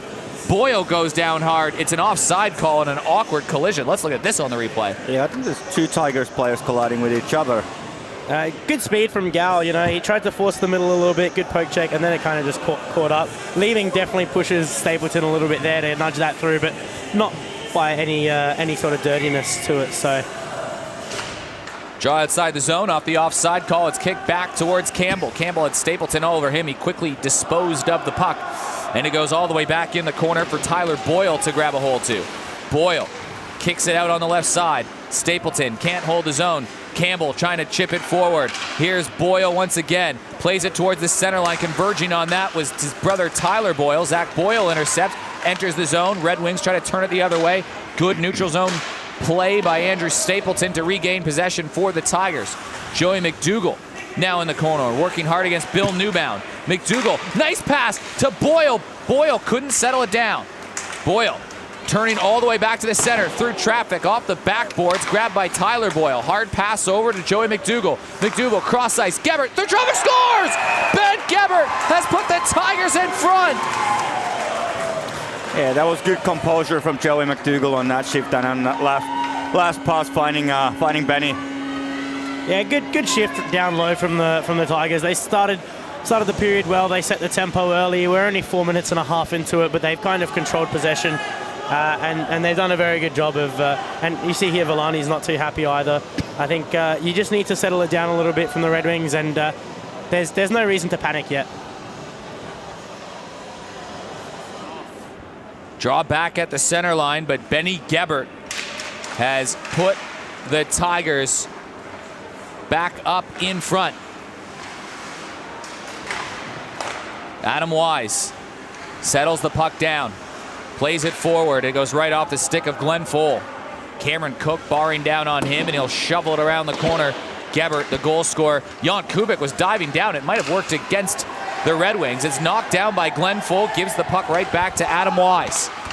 Red Wings trying to find their footing, and it's a turnover. Cook enters the zone, tries to drop it off for Wallace, and it goes back to Adam Wise. The Red Wings had those 2 goals in the first period in about a minute and a half right after the Tigers opened the scoring. Other than that, it's been mostly Tigers, you would say, throughout the game and most of the power play opportunities. Yeah, I think Tigers are setting the tempo and they are slowing the game down, and Red Wings are just playing the Tigers speed. Shot on net, and that one's kicked down into the corner. Red Wings working off the draw, plays it onto the right side. It goes all the way down the other end of the ice. Campbell picks it up once again. Drops this off to Steve Best. No, he doesn't. He gives it to Bill Newbound. Best chips it off to the right side. Villani in the neutral zone. Knocked down by Tyler Boyle. Right side. Powell flicks it back, and it's Tyler Boyle. He was on the Blackhawks last year. What an acquisition this has been for the Tigers all season long. Joey McDougall working down low, trying to take the puck away from Villani. McDougall all over Villani, and he creates a turnover. McDougall, backhanded play, settles it down, tries to get a shot on net, in the slot, scores! Joey McDougall, what an effort to create a turnover, and Tyler Boyle has the Tigers up 2. Yeah, that was a Showtime goal.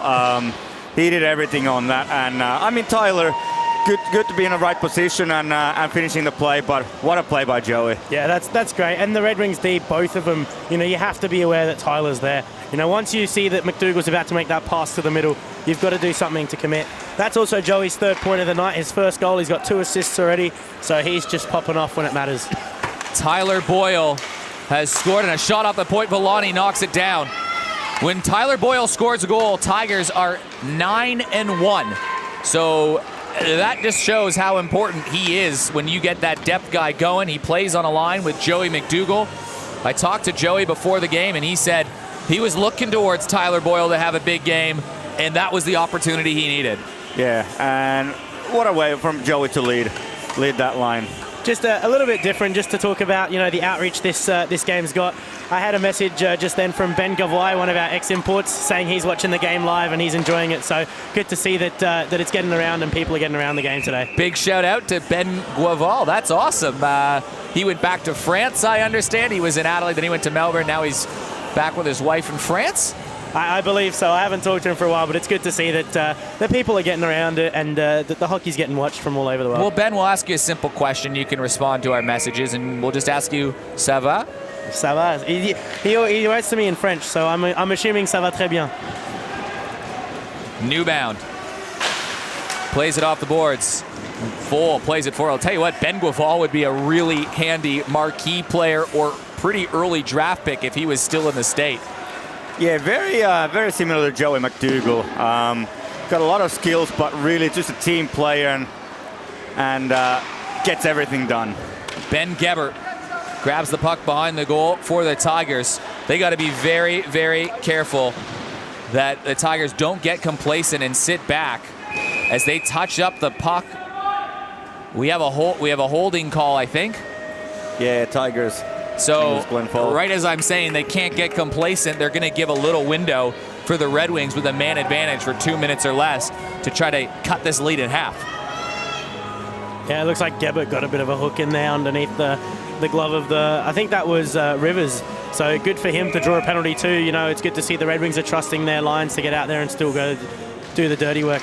Red Wings still lots of time. They got just over 10 minutes to go, and they got a power play to try to do it. They're 0 for 1 on the day. Tyler Leeming down low, left side, trying to look for the center line. Villani out to Wise. Wise, shooting lane. Glenn Forbes-White gets the pads down, and he deflects the puck into the corner. O'Hanley plays it off the boards. Grabbed down by Steve Best. Probably a puck that you wanted to see leave the zone. Oh, that looks like it's another penalty coming to the Tigers. Shot on net. That goes off the side of the post. It'll be a 2-man advantage for the Red Wings. Can they set up a shot? Centering play in the slot. Red Wings looking for something. Forbes-White knocks it away. He will glove this down, and it looks like the Red Wings will have a 5-on-3 advantage for when the run time gets down to it, about a minute. Yeah, Morris O'Hanley got caught holding the guy in the corner. Definitely not something that you want. It looks like the Red Wings are going to call a timeout too. Yeah, because well, that's a smart play. Yeah, very smart play. But, you know, bit of a wasteful penalty on the penalty kill. O'Hanley done a good job of winning that battle, and then he just kind of held on to his man, which you probably don't want to see. Yeah, look at it there. Mo O'Hanley couldn't clear the puck earlier, but yeah, this is a big penalty kill for the Tigers. They call the timeout, get the stop time. So Morris O'Hanley to the box. So 5-on-3 for the Red Wings. If they can score in the first minute of this, they'll keep the power play. They'll keep the power play alive. Yeah, you'd have to look at guys like Kubek, McDougall in defense right now with their smarts. This is unbelievable from the Tigers. They finally have things going their way. They have a 2-goal lead. They scored 2 goals, one off the hard work from Joey McDougall in the corner to get a puck across to Benny Gebert. Then McDougall steals the puck away, gets it to Tyler Boyle. Joey McDougall's willed this team to a 2-goal lead, and 2 pretty bad penalties have given the Red Wings an opportunity to cut the lead in half. But a key draw one, and it's just out of the zone, and the Red Wings will have to reset. Yeah, urgency here. Yeah, Red Wings will need to control the puck in the offensive zone as soon as possible. Tyler Leeming has the puck swiped away and knocked back in the neutral zone. Tiger bench receptive to that. Powell to Villani. Lots of open ice on a 5-on-3. Villani stops, trying to look for something, trying to set this up. The former Australian national team player, right side, Best to the point. Wise through traffic, scores! The Red Wings have cut it in half. It's 4-3. And crucially, still a power play. Yeah, that was a nice composed play from Red Wings, from Wisey in the end there. Yeah, good power play. I think the one advantage goalies have on the 5-on-3 is that there's a lot more open ice. It's very rare that you get the shot with traffic in front, but you see on your screen there, Kubek's right in front of Forbes-White. That's the one downside to having a defenseman playing on the penalty kill. A forward playing defense on the penalty kill is that he might be a little bit out of position. Obviously, he's a smart player. He's an amazing player, but you know he got caught in the wrong spot, and that's going to be crucial. 8:47 to go, 59 seconds to go in the penalty to Morris O'Hanley, meaning the Red Wings now officially on their 3rd Agile Group power play of the game. They just cut the lead in half. Now they have a chance to tie it. You can feel the momentum swing back in the Red Wings' favor. A win tonight, send him to the grand final. McDougall intercepts, and he slows it down, keeps the tempo to how he wants it, and he'll play it in the corner, and the Tigers will just wait. Working down low. Finally, Wallace out of the zone, up the center of the ice. It gets in behind the defense. Dave Gall chasing after this one. Zac Boyle, rather, throws his body into him. Helping out along the far side. Wallace shovels it in behind the goal to Leeming. Leeming trying to find a guy in the slot on his legs. It was a good attempt from Wallace. Now a shooting lane back at the point. Best, big save, Glenn Forbes-White. Rebound, scramble for the puck. It's back in the corner. Best trying to hold on across the ice. Oh, Dave Gall couldn't settle it down. Team's back to full strength. Red Wings trying to tie. Shot through traffic, back in the corner. Steve Best, huge hit. Joey McDougall lays in to Steve Best, and they've called the penalty. So the Red Wings are going right back, and Joey McDougall cannot believe it. I hope we get to see that on replay because I did not see a penalty there. No, and roughing of all things, I think.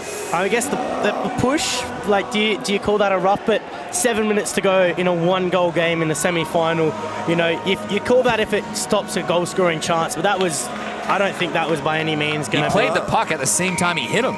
Yeah, it's a tough one, but that's harsh. Glenfall takes a tumble. He got a high stick. Player was getting checked on. There's no call there. Meanwhile, Wise, I'd love to see that on the high stick on replay if we have that too. And Glenn should probably Glenfall has got to pick up his right stick now. and focus on the game. He's talking to the ref. Meanwhile, the Red Wings are entering the zone. This is chaos at the ice arena. Right side. Best fires a shot, kick save, and a big one from Glenn Forbes-White. And Glenfall, firm and with tenacity, sends it down the length of the ice. 1:27 to go on the fourth Agile Group power play of the game for the Red Wings, and they are buzzing. They can sense it. They can feel it. If they can tie it up, they'll be a goal away from a grand final. Powell behind the net.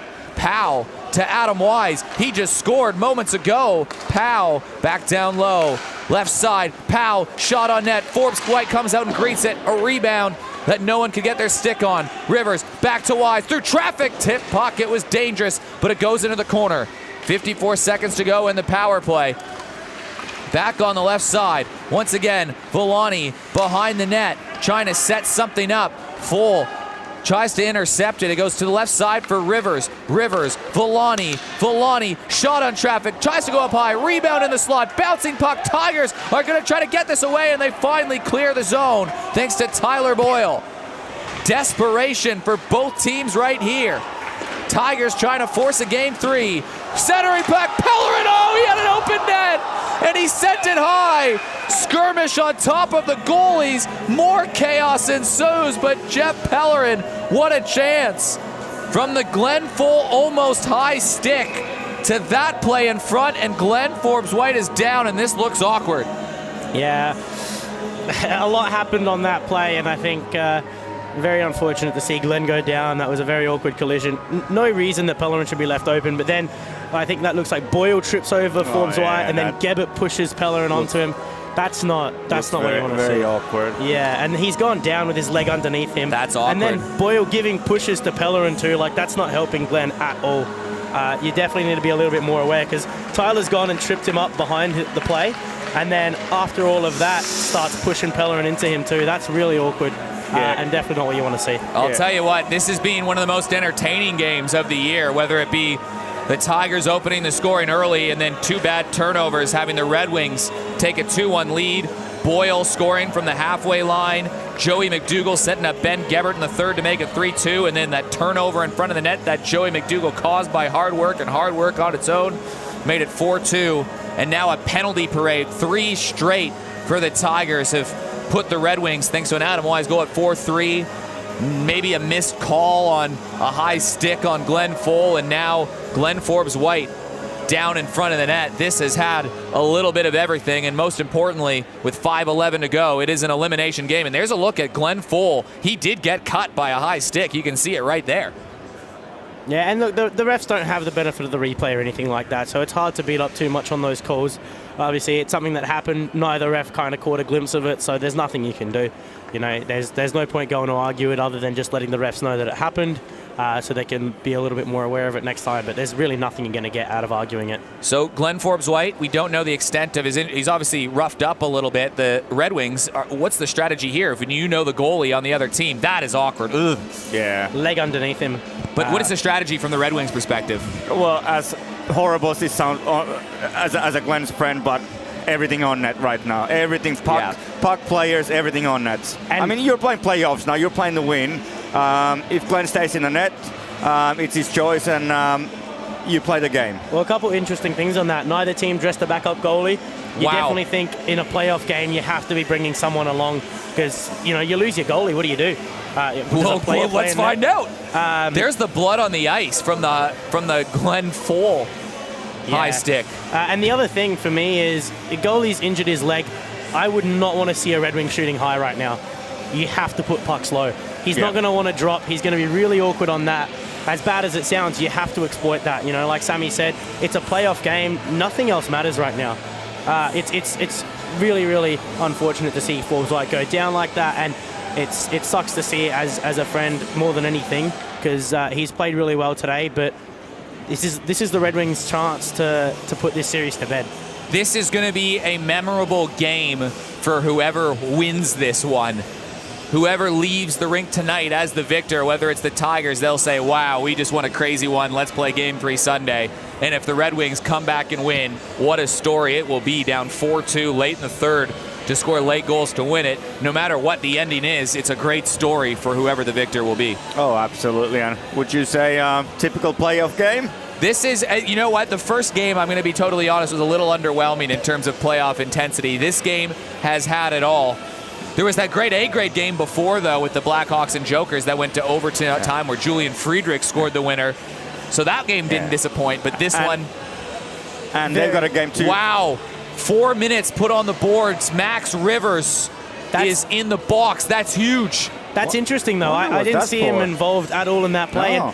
And he did nothing. Is it a retrospective high stick call from early in that? Now, that could be the case. I don't know if we have a clip from the first 10 seconds of that power play, because I think Max Rivers might have got a stick up on Glenn Fole to get that 2-on-2 in the first 10 seconds of that power play. I think it was right after the face-off. Right after the face-off, I think. And that looked like Nick Powell anyway. I don't think it was Rivers. It was Powell on the face-off that went to check on Gal.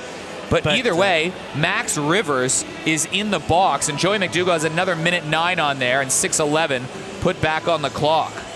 Yeah, look, we're going to have an interesting end to the game regardless of how this goes down. And, you know, for the Red Wings, they're going to use the 4-on-4, but that 4 minutes is going to be crucial. Oh, there it was. Was that Powell? Was that Rivers? Let's see that again. Nick Powell checked on him.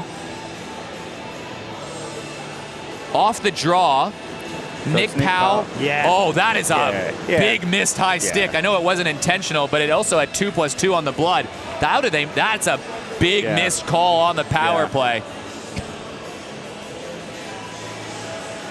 But, so one, Forbes White will be one to keep an eye on for these next 6 minutes, because anything can go in. And two, now that Boyle goal looks game-changing. You know, obviously it was to tie the game, but now all of a sudden when you're winning by a goal and that's one of the goals that's gone in, that's huge for your team. You know, that made a huge difference, and it was just trying something different. But yeah, we'll see how we go from now. We'll try to get what that call is officially, maybe through Game Changer or someone from the box, I think, will tell us. Yeah. But it is right now 4-on-4, and then the Tigers will go to the penalty. So if you're the Red Wings, it's the next minute and 9 seconds that are crucial to tie this game. Yeah, you really want to go for it right now. Because, then you got, 2 minutes left after the... 3 minutes almost of the penalty, and then 2 minutes left in the game. So 6 minutes to go. It's 4-on-4 for a minute. Lots to sort out in an absolutely chaotic game, and Ryan Fole gives it away. Dave Gal, danger, trying to get a shot on net. We're going to test out that leg of Glenn Forbes White. Tigers need to play well in front of here, and can you believe it? The Tigers have taken another penalty. It'll be their fourth in a span of about 8 minutes, and a 4-on-4 is going to become a 4-on-3, then a 4-on-4 again, and then a Tiger power play. What is going on? Well, I think Joey's penalty is just about over, and I don't think. I don't think Red Wings have a. They're not going to hard to start this. Thoughts on this penalty? I think it's there. Yeah, it's there. He's probably interfered with him a little bit on the boards. Sammy not loving it? Look, it's there, but it's also 5 minutes left in a playoff game, so. If I was Benny, I'd be disappointed that was given. Not just Benny too, but that was a Ryan Fole turnover that started all of that. That should not have happened. That was unnecessary turnover in the neutral zone. So the 4-on-3 is over. It's back to 4-on-4 for the next minute 48 seconds, and then the Tigers will go on the power play. So the Tigers thought they would have had a long advantage. It's open ice hockey, and these two are dangerous, especially Dave Gal, but Joey McDougall just interferes with Tyler Leeming at the last second. Leeming lobs it up. Wise knocks it down. Wise chips it forward. off to Leeming again, and it's right side, and Jan Kubik tries to scoop it into the attacking zone. Wise off the boards. Now Steve Best one-on-one working against Boyle. Best on Boyle. Best centering play. He was looking for Villani. It goes off his skate and into the corner. Villani battling away, and now the Tigers will go the other way. It's Kubik and McDougall. It's a 2-on-2. Kubik leads ahead. McDougall, he couldn't quite tip it home. McDougall back in the corner, knocked away, down low. 3-point night for McDougall already. Can he make it 4 and give the nail in the coffin? Full. Down low, 4-on-4 for another 50 seconds. Off to the right side, Boyle whistles one high, and Joey McDougall chases after it in the corner again. All the way around the boards, all the way in the neutral zone, and Tyler Boyle will settle things down. Red Wings get a change. It's an interesting strategy from Tigers, playing 3 forwards, and Zac Boyle, who's probably not the most stay-at-home defenseman. No, but the Red Wings did match that. They had Steve Best, I think it was Curtis Villani and Tyler Leeming all out there, and before that, Dave Gall. So it's interesting to see both teams playing this 4-on-4 with 3 forwards. Ryan Full pushes it ahead. Tom Tate back to gather for the Red Wings. 10 seconds to go, and then it'll be a 1-minute power play for the Tigers. Well, they'll have a chance to really put a nail in the coffin, but it's the Red Wings with possession trying to find an equalizer. Villani behind the defense, sharp angle shot, big rebound, and the Tigers will try to clear. Back to the point. Tate, everything on net is the memo right now. They're going to get that out of play and a stoppage. That'll whistle off or tick off some valuable seconds for the Red Wings.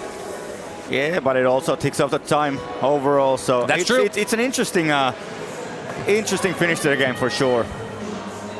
And the last 2 minutes is stop time, correct? In a 1-goal game, that's what we'll see. The Red Wings will have to keep an eye on Villani and pulling the goalie to see if they can force overtime. Overtime rules for those scoring at home, by the way, is 10 minutes, sudden death overtime, and then a shootout if nothing is decided after that. What drama we have had in so many different ways. The highlights will be fun here. McDougall tangled up in the corner. Tom Tate does a good job of keeping possession there for the Red Wings, and that's going to do it for the Tigers power play. They're going to go 1 for 6 on the day, unless another one comes later. But the Red Wings settle it down back to even strength. 2 minutes to go. 2 minutes to try to find a goal to force overtime, to then try to hope to end the series tonight. Tigers trying to hold on and force a game 3, a winner-take-all game 3 too. Left side, Gal, fans on the puck. Tigers trying to play it. It finally goes back in the neutral zone. Adam Wise recoils. Best plays it off to Leeming. Leeming fires a sharp angle shot. That bounced down. Rebound in front. Oh, what a loose puck. Tigers trying to clear, and they'll play it the length of the ice. What a funny bounce that the Red Wings couldn't take advantage of. McDougall almost creates a turnover, and then McDougall gets hit down, and a huge penalty is about to be taken. I think McDougall got the penalty. Wow, Joey McDougall going to the penalty box. It's the Tigers' 5th penalty inside the last 10 minutes of this game. This is as crazy as it gets, and Glenn fought off a really high headshot there, so it was good to see him recover. He's struggling right now. He's getting absolutely battered as well. He is, and if anything, the Red Wings haven't challenged that leg enough, but, you know, like there's so much that is going down here. It's going to be interesting, and now Villani looks like he's off as well. Yeah, that's interesting. Do you take Villani right now or after possession? A face-off? I think you do it after possession, because if the Tigers win it, they can ice it at the empty net. And you still got 1:28 left, so even if it comes back, that's all right. A huge call late in this game. The Tigers take their 6th penalty in the last 10 minutes. They had a 4-2 lead and have had to basically kill off the end of this game, all shorthanded. They're going to need one more big burst in the next minute and 28 seconds to force a game 3. The net is empty. Extra attacker, 6-on-4. Wise scored the goal earlier to make it 4-3. He's got the puck at the point. He'll play it off to the right side. Steve Best trying to get it through traffic. That was knocked, and Villani can't hold on. He blows a tire. Tigers got it clear, but it's kind of held at the point. Tigers can't clear the zone. Finally, it's out. It goes back. Just a minute to go. Can the Red Wings equalize? It will be a frantic finish. Zac Boyle swipes at it and gets it in the neutral zone, and now the Red Wings have to gain possession. Red Wings, they need to come away with speed right now. Here's Tyler Leeming, left side, walks in, leading a man in front. That goes off the head of Glenn Forbes-White. He has taken it literally on the chin tonight. Glenn Forbes-White had that awkward collision earlier where he appeared to get hurt. He's been battling. He's got 30 seconds to get through, 30 seconds to get the game to Sunday. Tigers can't clear. Red Wings chance to set up. Lob to the left side. Wise trying to hold it down. They'll play it in the corner. Ryan Folk chasing after that. Steve Best is there first with just 15 seconds to go. Here come the Red Wings. One more push. Best, open ice right side. Leeming leads a man head, knocked down, and Glenn Forbes-White makes a crucial save with just 9 seconds to go. Yeah, Red Wings, they really got to set up two options now. One, what do you do if you win the draw? What do you do if you lose the draw? You got 10 seconds. That's plenty of time. Glenn Forbes-White really slow to get up. Someone's taking a timeout here. Glenn Forbes-White is in a lot of pain right now. Yeah. You see him leaning on the back of the net. You saw him slow to get up. He is 9 seconds to get through. He might just need one more save. That's a crucial save you're seeing on your screen there as well. The one good thing about a situation like this for Glenn is the adrenaline takes over everything else. You know, you're feeling pain in between the plays, in between the whistles, but when you're making saves, he's going to be thinking about nothing other than that part. He's just throwing his body in front of everything. And that's all you need to do, you know. The Tigers have got, we've tallied up 8 ex-AIHL players. That's more than enough leadership and just experience to be able to see this game out. What a gritty effort from Glenn Forbes-White. The team in front of him has taken 6 penalties in the last 10 minutes. And Glenn Forbes-White is 10 seconds away. Skirmish for it off the draw. Tigers trying to clear. It pops back to the point. Best through traffic. Rebound was right there. Trying to get one more shot on goal, and the Tigers are going to hold on. A puck was right there for the taking. What an effort from the Tigers. A game that had literally everything, and a series that's going to have a very well-deserved game number 3. Yeah, that was a hard fight in the end, and Glenn and Tigers, they did just enough. Yeah, that's amazing hockey, I think. The Tigers battled through what they needed to do because they were on the ropes after having thrown something like that, you know, that one goal lead that they had so early in the game. It's huge to see them bounce back, and it's the experience that we've been lacking lately in these last couple of games that has finally stepped up. What a game. And David Muggleton is going to be on the rink in a minute. He's going to try to grab a player. I think it's either going to be Zac Boyle or Glenn Forbes-White, but I think Glenn's gone right to the bench. So yeah, Glenn Forbes-White is off the ice. But what an absolute effort in this one. I cannot believe what we just saw. Any final thoughts on this game, boys? Oh, look, all credit to Tigers. They slowed the game down, and Red Wings just couldn't play the way they were playing in that drive they had in the last game. So, well, we're going to send it down in a minute to David Muggleton in just a minute. I would love to hear what the Tigers thought about that playing for Glenn Forbes-White as well. Like, holy cow, that was... there's a lot to unpack in this game. There was a lot that happened and a lot that's going to happen Sunday. That is some crazy scenes, and just everything the Tigers and the Red Wings had. Should we do this again on Sunday? Absolutely. What do you reckon, Sammy? Absolutely. This should be a lot of fun. I think we're going to head down ringside. David Muggleton with Zac Boyle, who scored that crazy goal earlier in the game. Thanks, guys. All right, I think Eric right off the bat just wants to know about that crazy goal. What was running through your head when you put that one on? Look, it was just get pucks deep and then chase it hard, and it was just lucky I put it on Curtis. It went in. It was probably a double screen, so he had no clue where it was going. Now, possibly one of the most frantic finishes that we've had to an ice hockey game this season.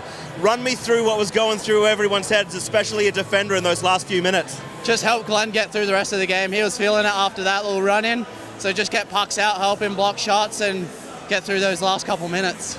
So congratulations on taking it through to game 3, but there's going to be a couple of sore bodies and a very big game this Sunday. What's going to happen between now and then? Just lots of recovery, go over the game plan like we did last time, and just come ready on Sunday for a battle again. Norris, thank you very much. Thank you. Well, the Tigers certainly answered some questions They get a big win. Joey McDougall with 3 points. Glenn Forbes White battles through the end, and the Tigers are through to a Game 3. We'll see you on Sunday. On behalf of Sammy Mantier, Julian Friedrich, everybody on the ice at the Ice Arena, and of course, producer Brandon. This is Eric Balnar saying thanks for tuning in, and we'll see you for game number 3.